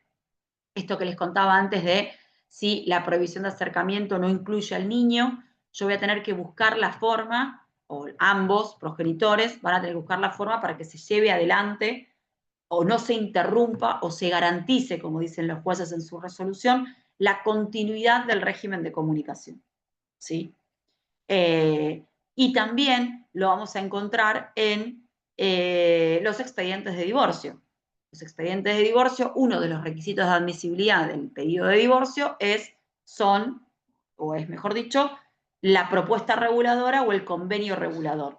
Dentro de este convenio o propuesta reguladora, obligatoriamente uno de los tópicos que yo tengo que trabajar y manejar y consignar expresamente es plan de parentalidad, dentro del plan de parentalidad, cuidado personal y el régimen de comunicación. El plan de parentalidad, que se puede mezclar un poco con esto, es básicamente, no se mezcla, es básicamente la distribución de tareas que va a llevar adelante cada progenitor. Por ejemplo, quizás, no sé, yo tengo un hijo con una hija con María y María dice, bueno, la cuestión de salud me ocupo yo porque yo tengo tiempo para pedir turno al pediatra, al odontólogo, a esto, a lo otro. Perfecto. Entonces, en el plan de parentalidad, María queda con deber de información, ¿no? Por supuesto. Pero ella, como tiene mayor disponibilidad, se podrá ocupar de eso. Y yo quizá, el que tiene más disponibilidad no sea a la tarde, que todos los turnos médicos en general son en la tarde. Y yo, que tengo mayor disponibilidad en la mañana, puedo ir a todos los actos escolares. Entonces yo me voy a ocupar de los actos escolares. Más allá de que, obviamente, todos los acuerdos que se llegan en familia son un piso mínimo. Después, acuérdense siempre que el derecho de familia es dinámico. Entonces yo no puedo pretender que un acuerdo que firmé con un hijo que tiene 5 años se mantenga cuando el chico tiene 11, porque seguramente cambió las actividades del chico, probablemente cambiaron las actividades laborales de los progenitores. Entonces hay flexibilidad. A veces esa flexibilidad la llevan adelante los propios progenitores y está perfecto. Esa es la idea también, que el acuerdo que tengan firmado sea una base y que de ahí disparen para mejor cualquier decisión que tomen a futuro. Pero a veces no se puede, porque uno quiere y el otro dice, no, son inventos tuyos, no es así, y bueno, ahí habrá que iniciar la acción o el incidente respectivo para modificar estas cuestiones que se suscitan y que deban modificarse posteriormente, ¿sí? Bien, en el divorcio nos vamos a encontrar con esto, ¿sí? Con que tenemos que hablar del cuidado personal y tenemos que establecer un régimen de comunicación. Por eso es importante, porque uno dice, no, yo de familia solo hago divorcio. Buenísimo, haces solo divorcio, pero cuando te tengas que enfrentar al convenio regulador o la propuesta reguladora, vas a tener que manejar mucho más que el divorcio, porque yo no puedo consignar o pretender acordar determinadas pautas que después van a ser objetadas por el defensor de menores, en definitiva, ¿sí? Si yo establezco y digo, no hay régimen de comunicación porque no quiero, supongamos que se ponga un brulote de ese estilo. Bueno, el defensor de menores va a decir, no puedo homologar un no quiero de uno de los progenitores con el régimen de comunicación, ¿sí? Sobre todo si es el progenitor conviviente el que lo manifiesta. Habrá que ver qué sucede o cómo se puede resolver esta cuestión. Entonces, aquel que hace familia, por más que se dedique solamente a divorcio, va a tener que poder manejar también las reglas de los otros institutos en este sentido. Por eso es importante conocer esto. Lo mismo si tengo entre las personas, entre las partes, tengo una provisión de acercamiento que viene durando 3 años. Y se contacta el abogado del denunciado y me dice, no, vamos a hacer el divorcio. Buenísimo, hacemos el divorcio en forma conjunta. El régimen de comunicación tiene que ser este. Y me manda un régimen de comunicación como si hubieran sido la familia Ingalls todo este tiempo, ¿sí? Y la realidad es que yo no puedo. Digo, no, pero escúchame, tengo acá una provisión de acercamiento que duró 3 años. Hace 3 años que este chico tenía 3, ahora tiene 6, prácticamente hasta puedo decir que ni siquiera conoce a su progenitor no conviviente. Tengo que volver a establecer un vínculo, tengo que ir por otro lado, ¿sí? Entonces, tener esas herramientas, no solamente para lo que voy a escribir, sino también para negociar con el abogado de la otra parte y también para tener las herramientas al momento de llevar adelante una audiencia de familia en los juzgados de familia. ¿Sí?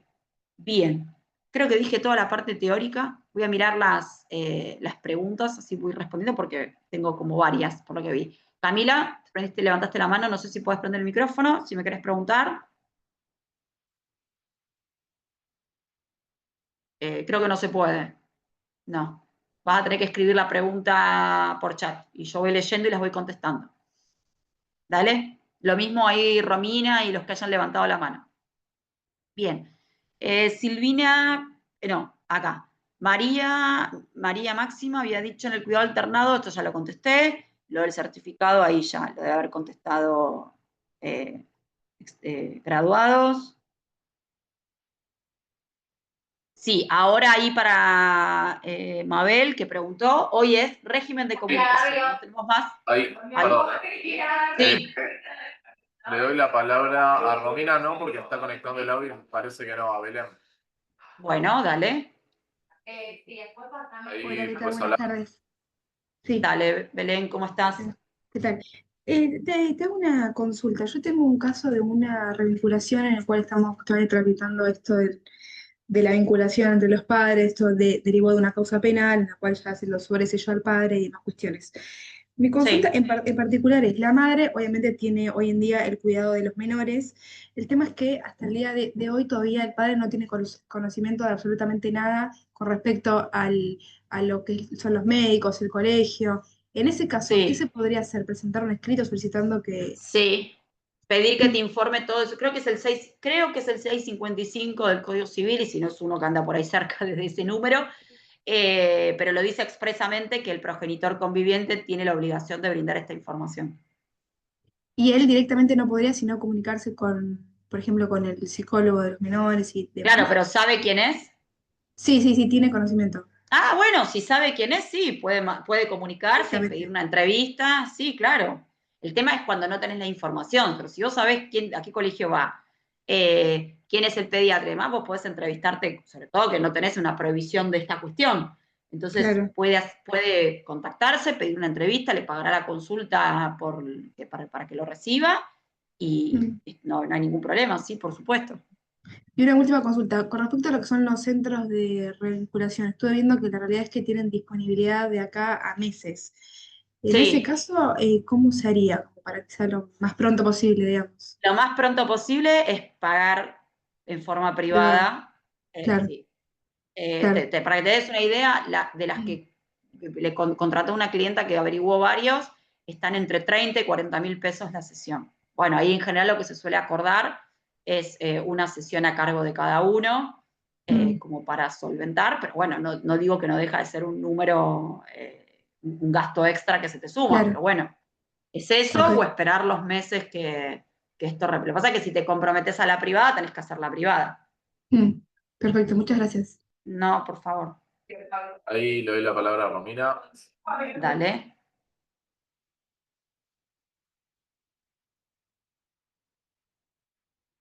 Ahí, Romina.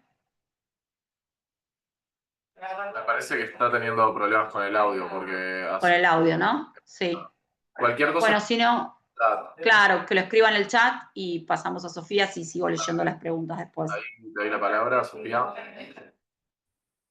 ¿Ahí se escucha? Sí, perfecto. ¿Qué tal? Buenas tardes.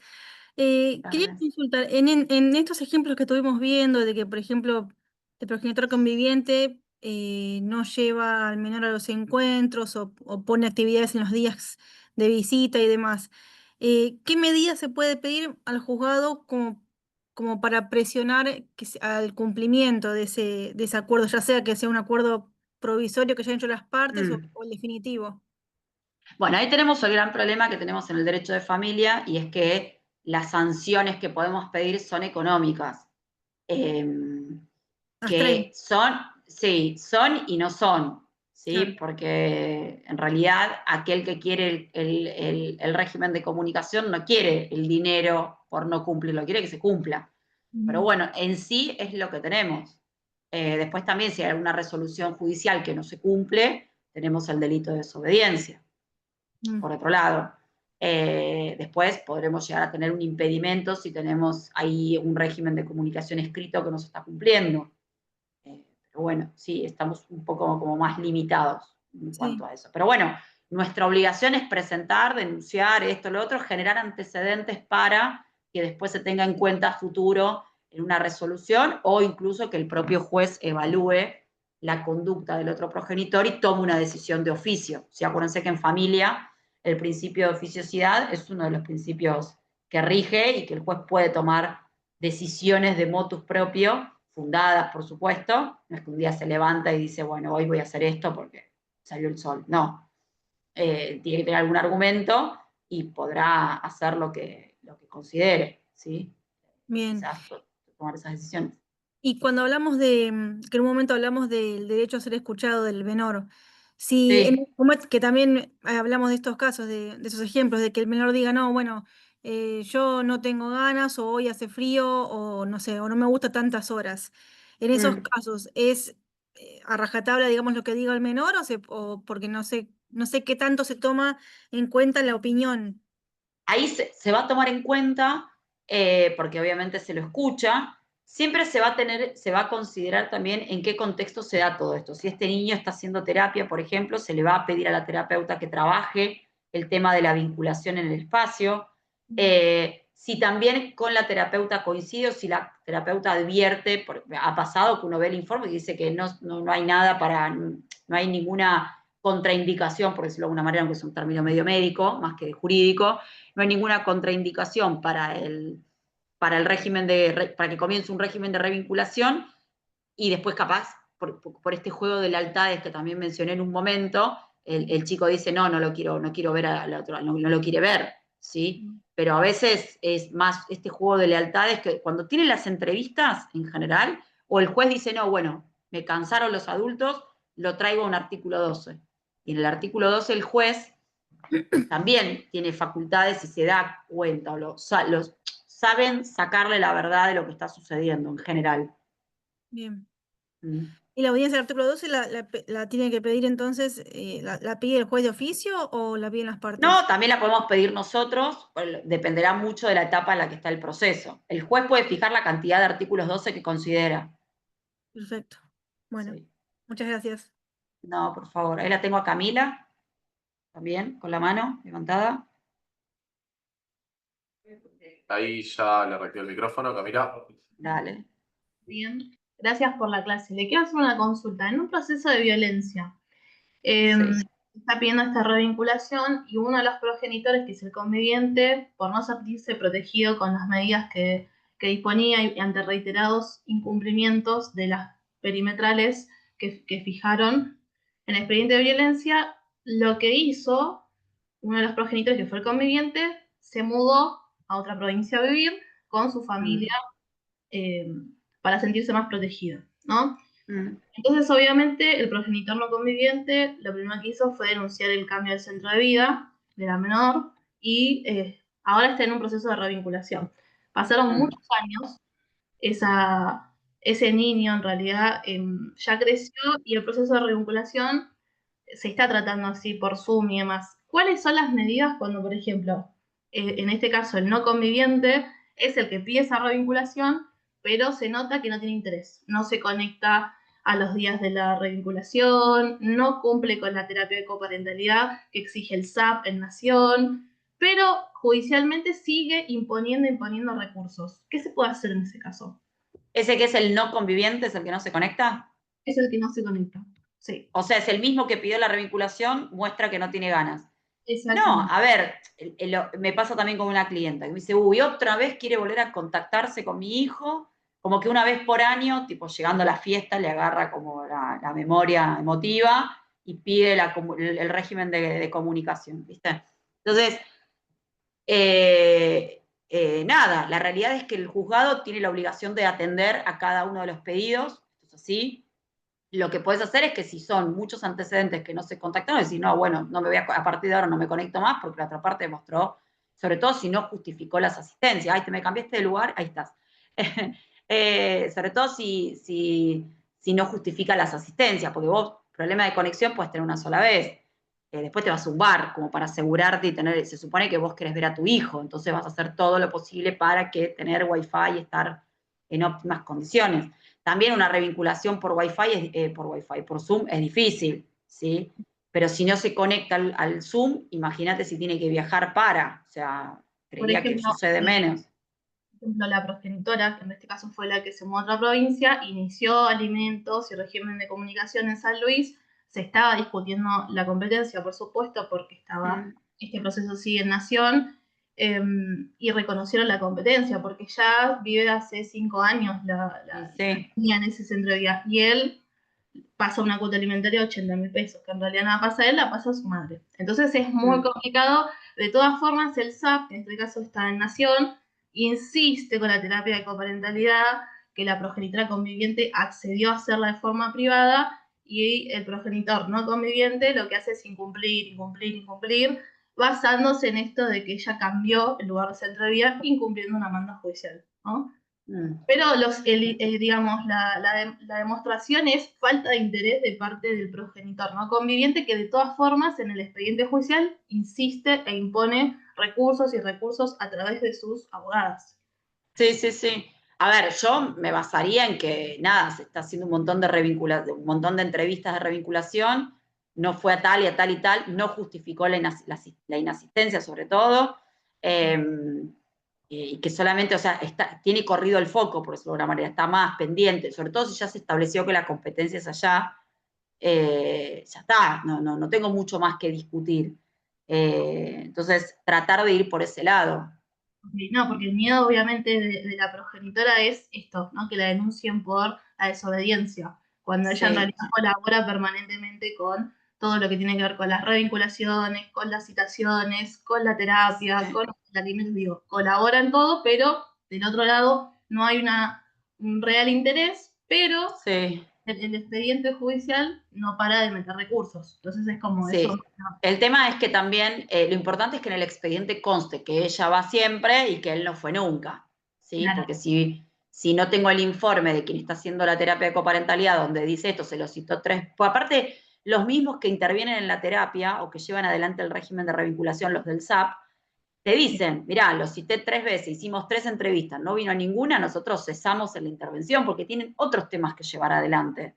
Claro, no, en este caso a lo que es, cuando cita el SAP, él se conecta, pero cuando son las revinculaciones que son determinados días de la semana, como nadie lo supervisa y es solo entre los progenitores, es muy difícil, ¿no? O sea, la progenitora lo que hace es saca captura de pantalla de cuando se conecta, de cuando se desconecta, manda mail, Sí.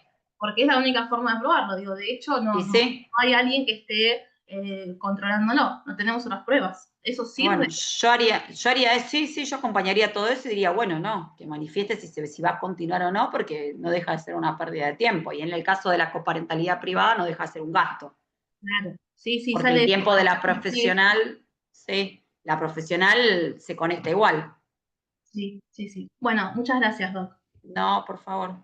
Ahí, no sé quién más tenés Le doy la para dar la palabra.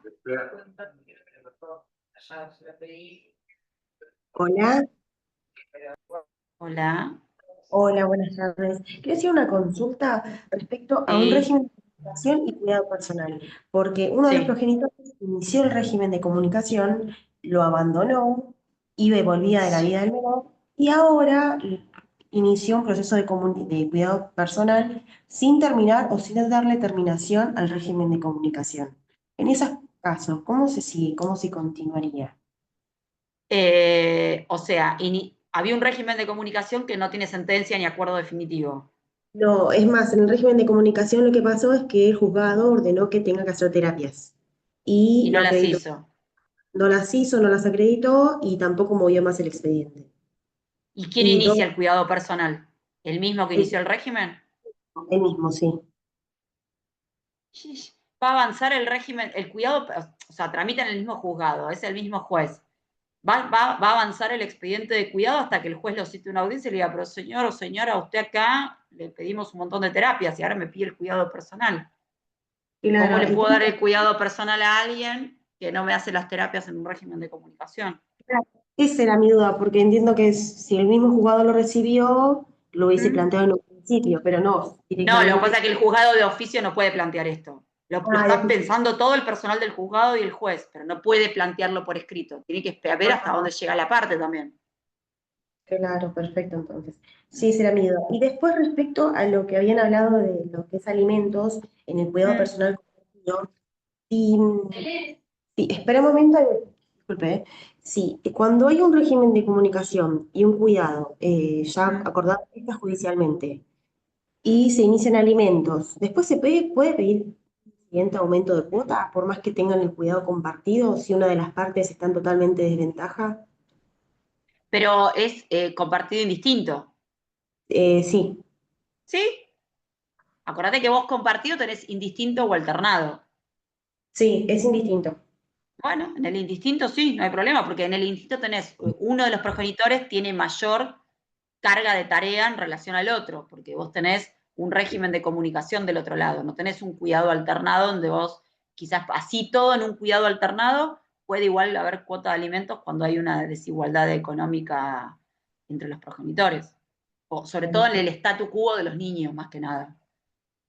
Claro, si hay diferencias en ambas partes, digamos, si fuese un cuidado, digamos, alternado, sería que sí se puede. También. Y sí, porque se supone que Bueno, el chico tiene que tener las mismas condiciones en ambos hogares. perfecto. Bueno, muchísimas gracias entonces. ¿No? Por favor. Sí, Sí, ahí vamos con la pregunta de Nadia. dale. Hola, buenas tardes. Sí, yo estuve preguntando por el cuidado unilateral, porque el caso es así, es un caso, entiendo que bastante particular, porque hay un acuerdo de otorgarle el cuidado unilateral solo a la madre. El padre no tiene ningún impedimento, se acuerda el cuidado unilateral. Entonces, mi duda es, por un lado, digamos, ¿qué derechos y obligaciones conserva el padre que no tiene el Los cuidado? mismos. Digamos, ¿qué implica ese cuidado unilateral en definitiva? Pero si es un acuerdo, el padre está de acuerdo. Sí, sí, está de acuerdo, ya estuvo de acuerdo, hay sentencia homologando, pero la pregunta es, ¿qué implica ese cuidado personal si él sigue siendo necesaria su consentimiento para todo? No, para todo no. Ahí para el día a día resuelve la madre en este caso, en las La cuestiones quiere del día a cambiar de día. colegio, Exacto, puede lo cambiar resuelve de la colegio, madre. digamos. No se necesita consultarlo acerca de las actividades, su educación, su salud, nada. Bien, y No, una preguntita más. En este sí, contexto tan particular, digamos, donde el padre de alguna manera renuncia al cuidado, sin ninguna sí. circunstancia que lo justifique, a futuro y con qué éxito, digamos, ¿puede pedir el cuidado compartido? Sí, es lo mismo que antes. Siempre las cuestiones de familia son dinámicas. Quizás hoy entiende que lo mejor es el cuidado unilateral, pero a futuro puede evaluar que quiere un cuidado compartido. Claro, El eso éxito es. sabemos que nosotros como abogados no lo podemos garantizar a nadie. Si no, No, vamos a no, terminar bueno, como el TikToker este que hoy detuvieron o que querían detener, no sé si lo detuvieron. pero garantizar no le podemos garantizar nada a nadie. Pero él puede, obviamente, a futuro, si entiende que la situación cambió, podrá acreditarlo en el expediente y pedir un cuidado compartido que quiera, indistinto o alternado según las circunstancias del hecho. Él no acreditó ningún impedimento, no hay nada en el Pero expediente acordó, por algo lo acordó. Se supone que lo tenía acordó. su voluntad en su sano juicio. Está en su sano juicio y prestó la conformidad que lo tenga la madre, por el motivo que sea, no sé, interno, psicológico, qué sé yo, no sé.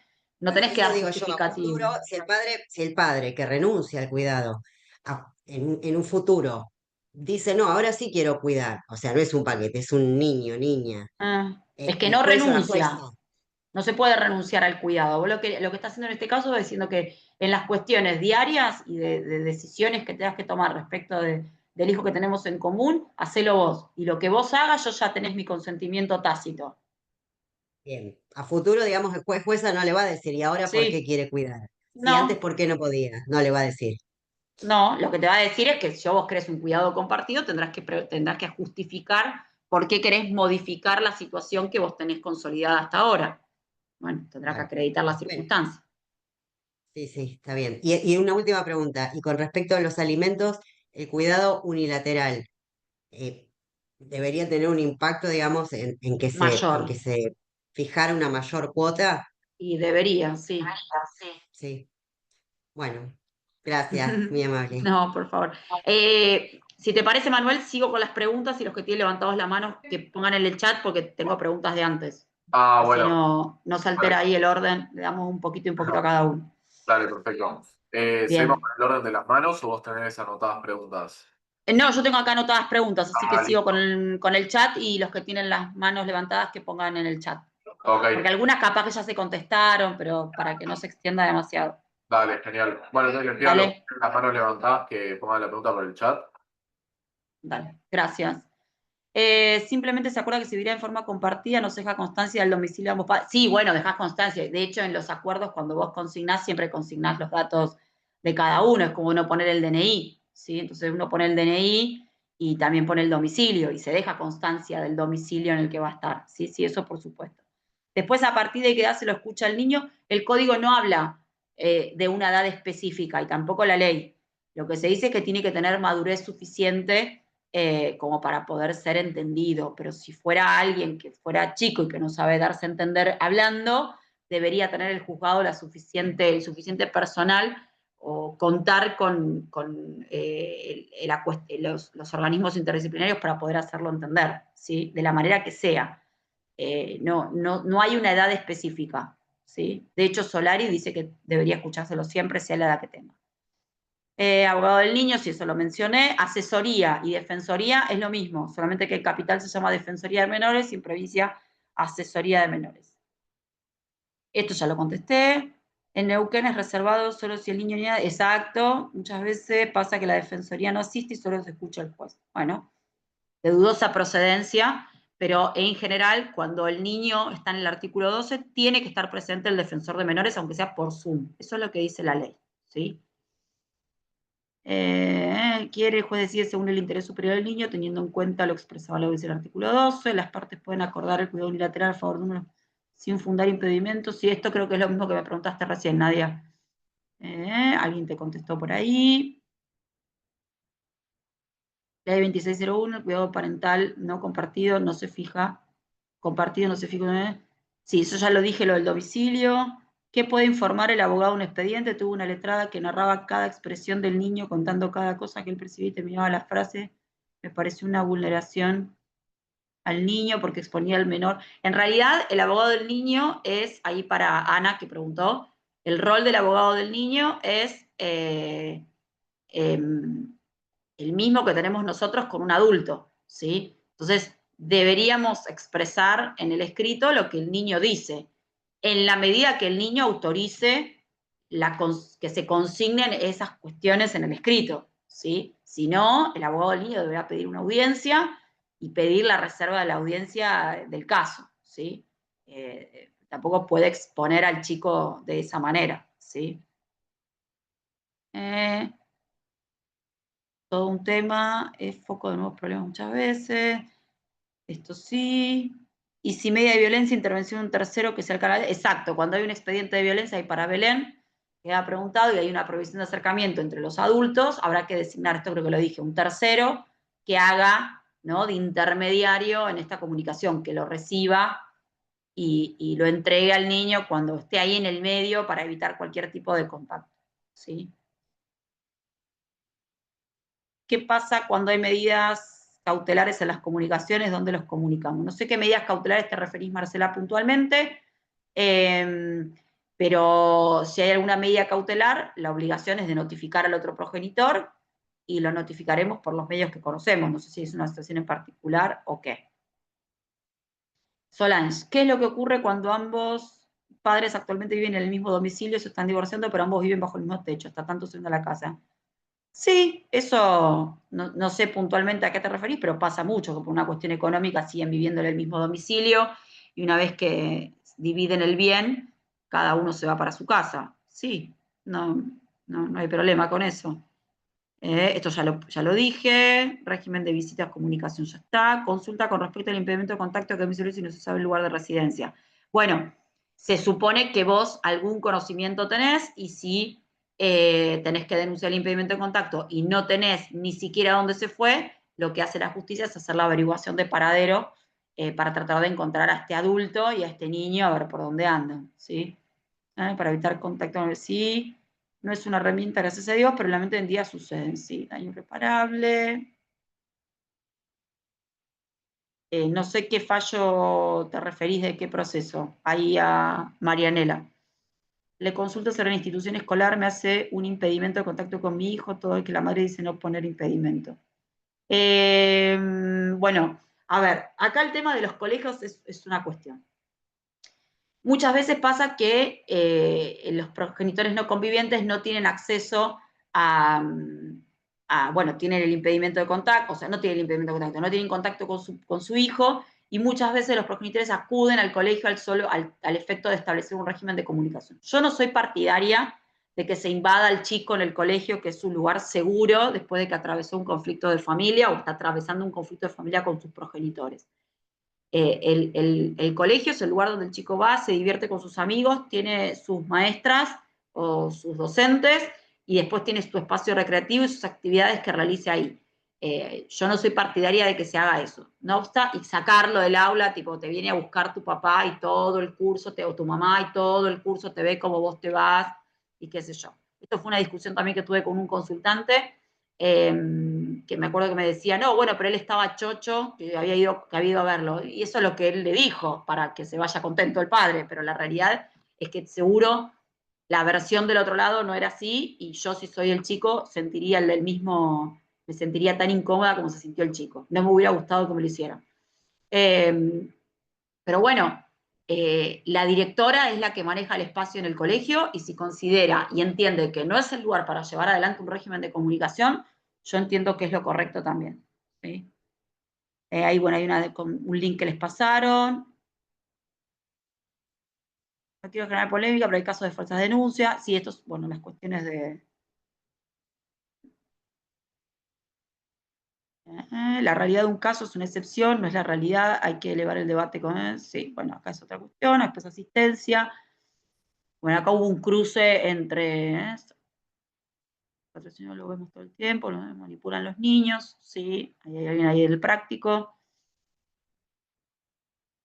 No, aclaro, primero que mi apellido es Molly, no Mori, aclaro ahí a Claudia, y segundo, no digo que todas las denuncias por abuso son falsas ni que se inventaban. Sí, conozco que se sabía que se utilizaban como estrategia para evitar impedimentos. Por suerte hoy ya no es así, bajado de los mismos abogados. No tengo el fundamento estadístico, que es lo que me pregunta Claudia, porque no viene con ningún elemento estadístico. Esto es un taller, no una cuestión, y no por desmerecerlo, pero no es una clase en la cual yo tengo que dar cuestiones estadísticas ni nada por el estilo, ¿sí? Pero busquen los antecedentes, estamos hablando de código viejo, no estamos hablando de código actual, así que estamos hablando de mucho antes, mínimo 10 años para atrás, ¿sí? Ahí hubo todo como un debate. Ahí tengo a alguien que es de la justicia, por suerte que me avala, gracias. Esto no sé.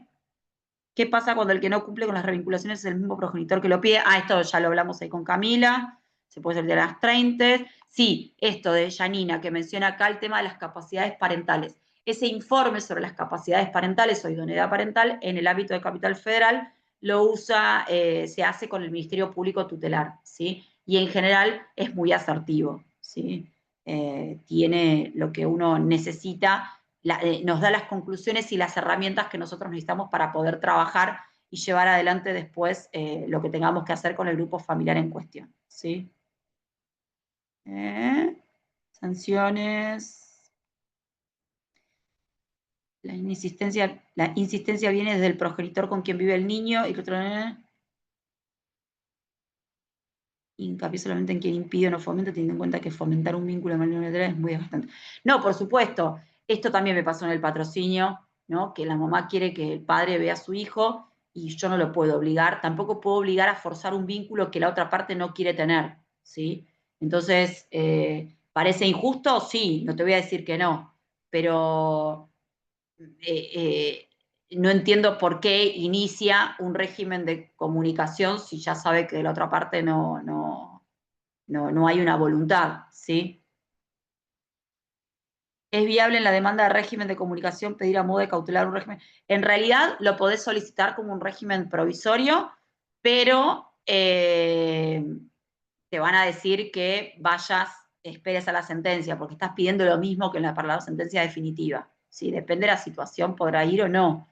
Quizás te prospera más un expediente de violencia por lo que se haya suscitado en el expediente de violencia y no tanto como un régimen de comunicación, porque es un régimen de comunicación dentro de otro régimen de comunicación. Entonces como que se están mezclando un poco los tantos. Las estadísticas de estudio en Argentina, el cuerpo, ahí está Claudia con las estadísticas, yo se los dejo a ustedes, yo soy abogada, no hago números. Acá hubo un debate con las estadísticas. Ahí ya hablé de la terapia de coparentalidad cuando es en realidad que se suele tomar en cuenta, que son las situaciones de alto nivel conflictivo. Lo difícil. Sí, esto es cierto también lo que dice María Belén acá, que el tema de los expedientes o los niños judicializados, muchos psicólogos le huyen. No por trabajar con ellos, sino por la cantidad de explicaciones o sea, no explicaciones, sino la cantidad de informes que tienen que remitir, muchas veces son citados al juzgado para las audiencias, sus informes pesan muchísimo, pueden llevar a tomar decisiones de oficio por parte del juez, y todas esas cuestiones, por supuesto, son un extra, que desde el punto de vista económico nadie se los paga, porque no es parte de su sesión, pero sí entra dentro de parte de su labor. Entonces, sí pasa que muchos no quieren tomar los temas, ¿sí? Esto sí es cierto, como también es muy difícil encontrar quien se ocupe, que ahí también vi que hay que tachar todo lo posible. Acá hay una pregunta que dice, Ernestina, ¿cómo ocurre con hijos de padres homosexuales? Lo mismo, o sea, es igual, son progenitores, así que se les aplican las mismas normas y mismos criterios. No sé si tenía algún otro sentido la pregunta o si se refería a algo en particular, pero bueno, es para eso, ¿sí? ¿Los depósitos mensuales de qué? Que pregunta acá Ángeles, ¿se puede pedir al juez que sea la justicia que intervenga en el cumplimiento de los depósitos mensuales? No sé a qué, si te referís a los alimentos, el cumplimiento es o el incumplimiento es a través de las denuncias. Nosotros denunciamos los incumplimientos y después tendremos herramientas para tratar de que se cumplan a futuro, ¿sí? Con el abuelo. Sí, la audiencia solicita también un régimen de comunicación y impedimento de contacto con el abuelo. Sí, siempre. Eso es igual. Ahí las cuestiones administrativas lo resuelve graduados, que es la que sabe. Es parte, sí. ¿Qué implica el cuidado unilateral puntualmente? Ya lo contesté. Consentimiento expreso para viajar aún con cuidado unilateral, sí. Ahí te lo contestaron incluso con el artículo. Convenio y plan, ¿es lo mismo? Sí y no. Convenio de cuidado personal es que vos estableces el cuidado personal compartido, indistinto, alternado, unilateral. Y el plan de parentalidad es más una distribución de tareas, esto que contaba yo antes, ¿no? Fulano se va a hacer cargo de la cuestión médica porque tiene disponibilidad por la tarde. Y yo voy a ir a todos los actos escolares porque son a la mañana, ¿no? Una cuestión eso es más bien un plan de parentalidad. Parece que roza lo mismo, pero no es lo mismo, ¿sí? Para solicitar el cuidado personal alternado, tengo un caso. Es lo mismo que el cuidado personal indistinto, solo que lo que vas a aclarar ahí, Pablo, es qué tipo de cuidado querés. Modificás y estableces por qué pedís un cuidado personal alternado en este caso, ¿sí? Y gracias. Además de pegar a la mamá, ¿quién tiene botón antipoder? No hay régimen de comunicación. Sí, está bien. Claramente, si el progenitor amenazó con un arma a la madre y al niño, el régimen de comunicación con ese niño está complicado, ¿sí? Así que difícil. Tendrá que cumplir determinados requisitos específicos para que se lleve adelante luego un régimen de comunicación. Y ahí pregunta Marisol el tema del régimen de comunicación internacional, que supongo que te referís a que hay un progenitor vive en el exterior. Bueno, habrá que establecer primero dónde y cómo se va a llevar adelante según las posibilidades económicas, quién va a pagar ese viaje, si el chico puede viajar solo o no. Los aviones tienen el sistema de, creo que se llama acompañante, tiene un nombre en particular que obviamente sale más caro, pero que acompañan al chico durante todo el viaje, lo reciben en mano en el aeropuerto y lo entregan en mano al progenitor constatando que sea la persona correcta la que lo recibe, así que habrá que ver eso también. Y bueno, eso sí tenés que verlo en el caso concreto. Después, respecto de los honorarios que preguntan ahí, dependerá de cómo surge, de cómo se resuelve el expediente. Si es un acuerdo, seguramente va a ser costas por su orden, si es que a eso te referís con solidaridad familiar, y si alguno en el expediente sale perdidoso en el pedido, será principio objetivo de la derrota, ¿sí? O sea, eso se aplican las reglas normales. Ay, gracias Jesús. ¿Qué pruebas solemos solicitar fundamental en régimen de comunicación? Y es clave cualquier tipo de pericia, esto de la idoneidad parental también. Se establece dentro, no, se puede establecer dentro del plan de parentalidad, en un convenio de cuidado o también en un régimen de comunicación demanda autónoma, ¿sí? Ahí. ¿Es viable la demanda de régimen de comunicación pedir a MODE? Esto ya lo contesté.